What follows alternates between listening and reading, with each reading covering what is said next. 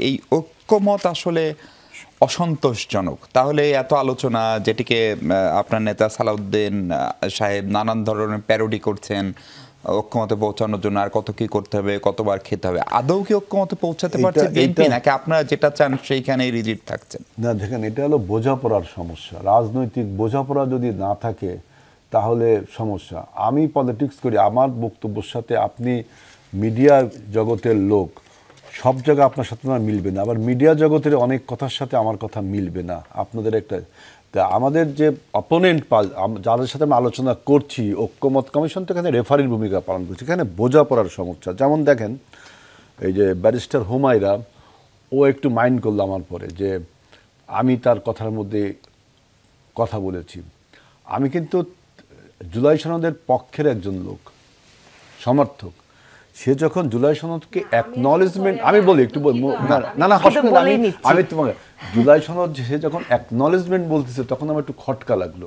সেদিন তাকে বললাম, ওটা কি অ্যাকনলেজমেন্ট না, তো এটা তো একটা কমিটমেন্ট নাকি?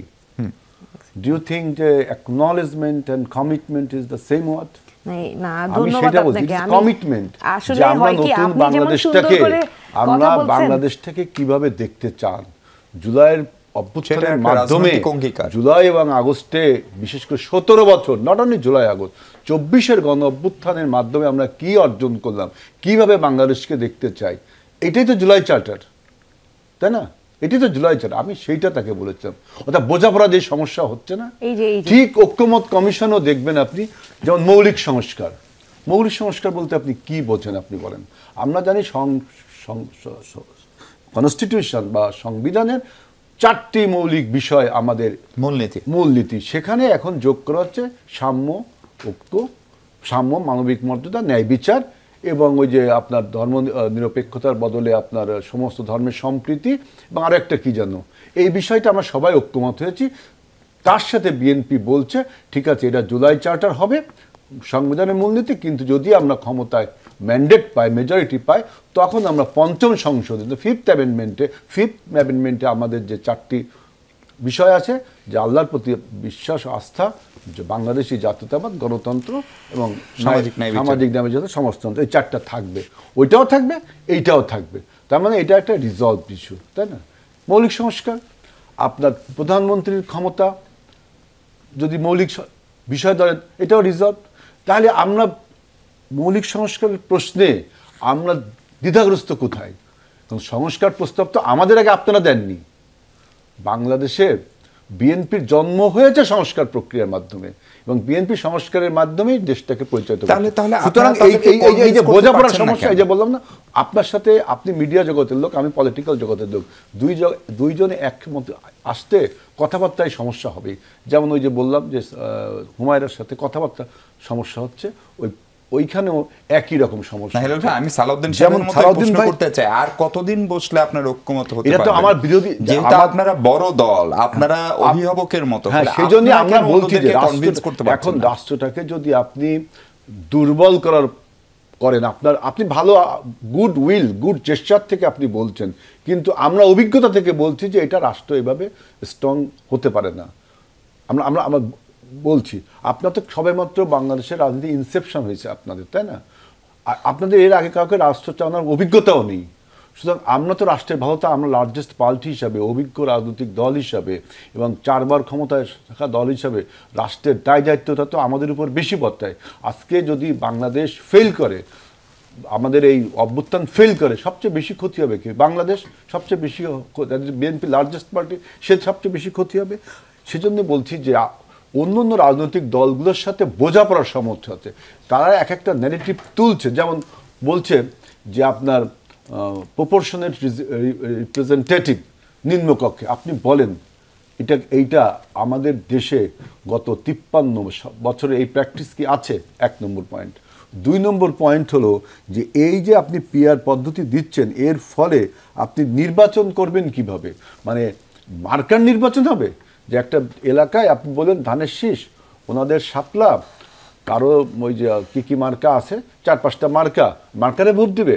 তাইলে মার্কাকে ভোট দেওয়ার ফলে তাইলে আপনারা যে দলীয় প্রধানকে মানে একনায়কতন্ত্র কমাতে চান, এদিকে তার দলীয় প্রধানের একনায়কতন্ত্র কমলো না বাড়লো, কারণ তিনি তো তখন হাতে সব পেয়ে গেল। 300 আসনের নমিনেশন, তিনি যদি 20টা আসন 200 আসন পায়, 200টা তিনি ইচ্ছামতো দিতে পারছে। সেখানে পপুলারিটির কোনো প্রয়োজন নেই, অ্যাকাউন্টেবিলিটির কোনো প্রয়োজন নেই। মনে করেন একটা আসন, আমাদের ঢাকা একটা সদর আসন, এই আসনে ধানের আসনে কে জিতলো, ধানের শীষ জিতলো না সাপের বুঝ, তাও বুঝবো কি করে, কোনো বোঝার উপায় নেই। মানে একটা ধোঁয়াশাচ্ছন্ন একটা কথা বলছেন, তখনই আমাদের প্রশ্ন জাগে যে আপনি আইদার ইম্যাচুরিটি থেকে বলছেন, অথবা আপনি কারো ব্যাগেজ বহন করছেন to destroy Bangladesh সভরেনিটি and the peaceful situation of Bangladesh. তখন তাই মনে হয় যে আপনি না বুঝে কথা বলছেন, যেহেতু হয়তো আপনি না বুঝে বলছেন, অথবা কারো ব্যাগেজ বহন করছেন। সেই ব্যাগেজ কার বহন করছেন? যে বাংলাদেশের অনিশ্চয়তা চায়, বাংলাদেশের ক্লায়েন্ট স্টেট চায়। এই জন্য আমরা আমাদের বিএনপি আমরা বারবার আলোচনায় বসছি। এবং আরেকটা বললেন যে মহাসমাবেশ হয়েছে, এটা কিন্তু বলছেন আপনি যে কিসে জানো, মানে বিএনপি একা হয়ে যাচ্ছে কিনা? বিএনপি একা হবে কেন? একা মানে রাজনীতিতে বিএনপি একা হবে কেন? আমাদের যে সমমনা রাজনৈতিক দল আছে, জোট আছে, এবং ইলেকশনের যত ইলেকশন কাছে আসবে, রাজনীতিতে এরকম অদল বদল, এই যে অ্যালায়েন্স গঠনের ক্ষেত্রে অনেক কিছু দেখতে পাবেন, তাই না? অনেক কিছু দেখতে পাবেন। কালকে মনে করেন সমাবেশে 3-4টি দলের নেতৃবৃন্দ বক্তব্য দিয়েছে।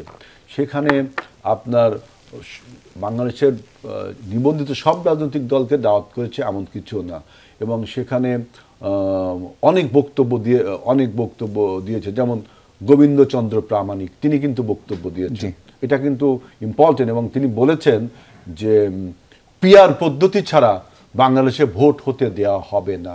এই কথাটা কিন্তু খুবই তাৎপর্য বহন করে। বাংলাদেশের জনগণের এই কথাটার বিশ্লেষণ করা উচিত। এবং জামাত ইসলামের সমাবেশে আপনার ওই যে উনি যেন কে, ওই যে আরেকজন, ওই যে কালবেলা পত্রিকার সন্তোষ শর্মা, তিনিও কিন্তু গিয়েছেন না। অতএব বাংলাদেশের মানুষ কিন্তু, যারা পলিটিক্যাল অ্যানালিস্ট, ইভেন আপনিও বুঝবেন যে বিষয়গুলো আসলে কোন দিকে যাচ্ছে। হ্যাঁ, যতই যাক, কিন্তু বাংলাদেশের পক্ষের মানুষ তো বেশি, তাই না? বাংলাদেশের পক্ষের মানুষ বেশি না। যে পিআর পদ্ধতি, যেই পদ্ধতির কোনো কিভাবে নির্বাচন হবে, পৃথিবীতে আমি দেখলাম সুইডেনে এই পদ্ধতি যেটা আছে, আর আমাদের উপমহাদেশে কি আছে এই পদ্ধতি? আপনি ব্রিটিশে কি আছে? তার মানে কি যে এই ন্যারেটিভগুলো, এই যে অস্বচ্ছ ন্যারেটিভগুলো যারা তুলছে, জুলাই ঐক্যমত্য হতেই হবে। জুলাই সনদ আমাদের করতে হবে, জুলাই চার্টার ঘোষণা করতে হবে, জুলাই মাসে ঐক্যমত হতেই হবে। তার আগে একটা বাচ্চা প্রসব হওয়ার আগে যে তীব্র চিৎকার, এই চিৎকার কিন্তু এই জন্য আমি বলছি যে where there is chaos there is an opportunity. সুতরাং বিএনপি কিন্তু একা হয়নি, বিএনপি সবাইকে নিয়েই, বিএনপির সবচেয়ে বড় দায়িত্ব হবে এই নির্বাচনটাকে সবাইকে নিয়ে ঐক্যবদ্ধভাবে করার চেষ্টা করা।